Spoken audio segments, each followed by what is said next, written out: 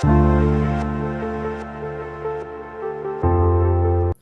everyone, this is me Arya Prajosh from Scale Up Mission School of Business Management and Entrepreneurship.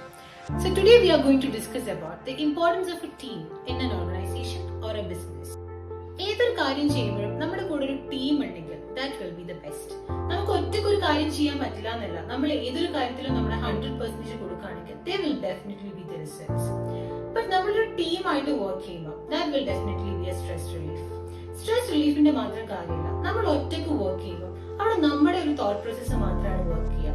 എന്നാൽ നമ്മളൊരു ടീമായിട്ട് work ചെയ്യുമ്പോൾ different ആളുകളുടെ different perspectives, പുതിയ ideas, trust me guys, that will be the best results we will ever get. ഏതൊരു institution ആയാലും ഏതൊരു organisation ആയാലും എല്ലാവർക്കും ഒരു ഡ്രീമാണ് ഒരു നല്ല ടീം എന്ന് പറയുന്നത്. എന്നാൽ പലർക്കും ഇതൊരു പ്രോസസ് ആണെന്നും ഇത് എങ്ങനെ ബിൽഡ് ചെയ്തെടുക്കാം എന്നുള്ളതിനെ പറ്റി വലിയൊരു ഐഡിയ ഉണ്ടാവില്ല. സോ അത്തരത്തിലൊരു ടീം എങ്ങനെ ബിൽഡ് ചെയ്തെടുക്കാം എന്നാണ് ഇന്ന് നമ്മൾ ഡിസ്കസ് ചെയ്യാൻ പോകുന്നത്. ആക്ച്വലി ഒരു ടീം ബിൽഡ് ചെയ്തെടുക്കുന്നതിന് നമുക്ക് 5 സ്റ്റേജസ് ആയിട്ട് ഡിസ്ക്രൈബ് ചെയ്യാൻ പറ്റുന്നതാണ്: foaming, storming, norming, performing and adjourning. First stage is forming. For example, ഏതൊരു ഓർഗനൈസേഷനിലേക്കും ഒരു പുതിയ എംപ്ലോയി വരുന്ന സമയത്ത് ഒരു വെയിറ്റ് ആൻഡ് വാച്ച് ആറ്റിറ്റ്യൂഡ് ആയിരിക്കും അവർക്ക് ഉണ്ടാവുക. അതായത് ആ ഒരു ഓർഗനൈസേഷൻ എന്താണ്, അവിടെ എന്തൊക്കെ പ്രോസസ് ആണ് നടക്കുന്നത്, അവിടെ അതായത് ആ വരുന്ന എംപ്ലോയി എങ്ങനെയായിരിക്കണം, ഇത്തരം കാര്യങ്ങളൊക്കെ ഒന്ന് മനസ്സിലാക്കിയിട്ടായിരിക്കും അയാൾ അടുത്ത സ്റ്റേജിലേക്ക് പോകുന്നത്. അവിടെ ബാക്കിയുള്ള എംപ്ലോയീസ് ഒക്കെ എങ്ങനെയാണ് വർക്ക് ചെയ്യുന്നത്, അവിടുത്തെ സിസ്റ്റത്തിന്റെ കാര്യങ്ങൾ എങ്ങനെയൊക്കെയാണ്, ഇതൊക്കെ ആയിരിക്കും അവർ ആദ്യം കണ്ട് മനസ്സിലാക്കുക. അതാണ് ഞാൻ പറഞ്ഞത്, ഒരു വെയിറ്റ് ആൻഡ് വാച്ച് ആറ്റിറ്റ്യൂഡ് ആയിരിക്കും അവർക്ക് ഉണ്ടാവുക. അവർക്ക് ടാർഗറ്റ്സിനെ പറ്റിയിട്ടോ കമ്പനി ടേൺ ഓവറിനെ പറ്റിയിട്ടോ അല്ലെങ്കിൽ കമ്പനിക്ക് അവരെ മേലുള്ള എക്സ്പെക്ടേഷൻസിനെ പറ്റിയിട്ടോ ഒന്നും വലിയ ഐഡിയ ഉണ്ടാവില്ല. സോ അവിടെയാണ് ഒരു ടീം ലീഡറിന്റെ ഇമ്പോർട്ടൻസ് എന്ന് പറയുന്നത്. ആദ്യം മുതൽ അവസാനം വരെയുള്ള കാര്യങ്ങൾ അവരെ പറഞ്ഞ് മനസ്സിലാക്കി കൊടുക്കുക എന്നുള്ളത് ഒരു ടീം ലീഡറിന്റെ റെസ്പോൺസിബിലിറ്റി ആണ്. അതായത് അവരുടെ ബാക്ക്ഗ്രൗണ്ട് എന്തൊക്കെയാണ്, അവരുടെ എബിലിറ്റീസ് എന്തൊക്കെയാണ്, ഏതൊക്കെ ഏരിയാസിൽ അവർക്ക് ഫോക്കസ് ചെയ്യാൻ പറ്റും, ഇത്തരം കാര്യങ്ങളൊക്കെ വ്യക്തമായിട്ട് മനസ്സിലാക്കിയിട്ട് ഒരു പ്രോപ്പർ ഡ്യൂട്ടി അസൈൻമെന്റ് അവിടെ നടത്തേണ്ടത് ടീം ലീഡറാണ്. ഏറ്റവും ഇമ്പോർട്ടന്റ് ആയിട്ടുള്ള ഒരു കാര്യം എന്ന് പറയുന്നത് introduce them to other team members. അതായത് ബാക്കിയുള്ള എംപ്ലോയീസിനെ അവരുമായിട്ടൊന്ന് മിങ്കിൾ ചെയ്യിപ്പിക്കാം. ഓരോരുത്തരും എന്തൊക്കെയാണ് ഹാൻഡിൽ ചെയ്യുന്നതുള്ളതും അങ്ങനത്തെ കാര്യങ്ങളൊക്കെ ഒരു ക്ലാരിറ്റി കൊടുക്കാം. അത്തരത്തിൽ അവരെയും ആ ടീമിന്റെ ഒരു ഭാഗമാക്കി മാറ്റുക എന്നുള്ളതും ഒരു ടീം ലീഡറിന്റെ റെസ്പോൺസിബിലിറ്റിയാണ്. Second stage storming. അതായത് ആ ഒരു ടീമിന്റെ ഉള്ളിൽ ഒരു പവർ സ്ട്രഗിൾ നടക്കുന്ന ഒരു ടൈം ആയിരിക്കും ഈ സ്റ്റോമിംഗ് പീരീഡ് എന്ന് പറയുന്നത്.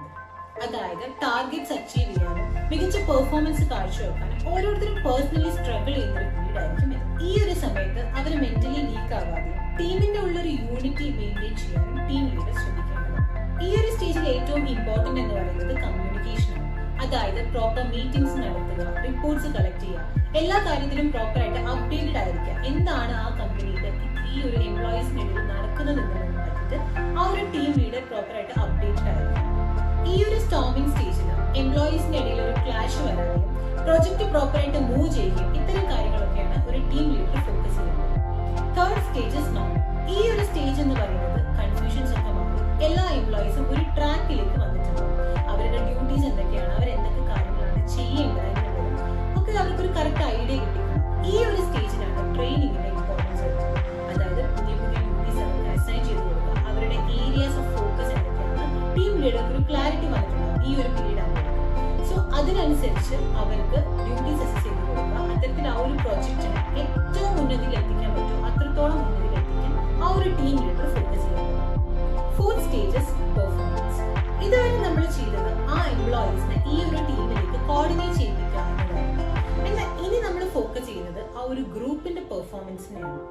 അതായത് ഒരു പ്രശ്നം വന്നു കഴിഞ്ഞാൽ എംപ്ലോയീസ് എന്ത് ചെയ്യും? ഒരു ടീം ലീഡറിന്റെ അടുത്ത് വന്നിട്ട് പറയും ഇത്തരത്തിലൊരു പ്രശ്നമുണ്ട്.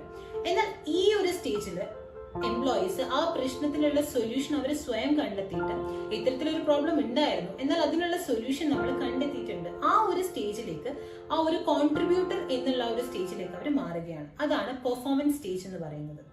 അതായത് എല്ലാ കാര്യങ്ങളിലും ടീം ലീഡറിനെ ഡിപ്പെൻഡ് ചെയ്യാതെ ഒരു ഇൻഡിവിജ്വൽ കോൺട്രിബ്യൂഷൻ കൊടുക്കുന്ന ഒരു സ്റ്റേജാണ് പെർഫോമൻസ് സ്റ്റേജ് എന്ന് പറയുന്നത്. First stage is adjourning. അതായത് നമ്മൾ എടുത്ത എല്ലാ ടാർഗറ്റ്സും നമ്മൾ ഓൾമോസ്റ്റ് അച്ചീവ് ചെയ്തിട്ടുണ്ടാവും. നമ്മൾ ഫസ്റ്റ് കമ്മിറ്റ് ചെയ്ത പ്രോജക്റ്റിനെ ഒരു ഫൈനൽ സ്റ്റേജിലേക്ക് എത്തിക്കുകയായിരിക്കും നമ്മൾ ഈ സ്റ്റേജിൽ ചെയ്യുക. അതായത് ഒരു പ്രൊജക്ട് നമ്മൾ കമ്മിറ്റ് ചെയ്ത് കഴിഞ്ഞാൽ അതിനെ ഫിനിഷ് ചെയ്യുക, ഒരു പ്രൊജക്ട് നിർത്തി പോവാന്നല്ല, ആ ഒരു പ്രൊജക്ട് ക്ലോസ് ചെയ്യുക എന്നുള്ള സ്റ്റേജിലേക്കാണ് നമ്മളിപ്പോൾ എത്തി നിൽക്കുന്നത്. അച്ചീവ്മെന്റ്സ് ഐഡന്റിഫൈ ചെയ്യുക, ബെസ്റ്റ് പെർഫോമൻസ് അനലൈസ് ചെയ്യുക. ഇത്തരം കാര്യങ്ങളൊക്കെ ഈ സ്റ്റേജിലാണ് നടക്കുക. അത് മാത്രമല്ല, നമ്മൾ നെക്സ്റ്റ് പ്രോജക്റ്റിനെ പറ്റിയുള്ള ഡിസ്കഷൻസും ഈ സ്റ്റേജിൽ നടത്തുന്നതായിരിക്കും. ഈ ഒരു 5 സ്റ്റേജസ് നമ്മൾ പ്രോപ്പർ ആയിട്ട് കോൺസെൻട്രേറ്റ് ചെയ്ത് അപ്ഡേറ്റഡ് ആയിട്ട് പോവുകയാണെങ്കിൽ തീർച്ചയായിട്ടും ഒരു നല്ല ടീമിനെ നിങ്ങൾക്ക് മെയിൻറ്റെയിൻ ചെയ്യാൻ പറ്റും.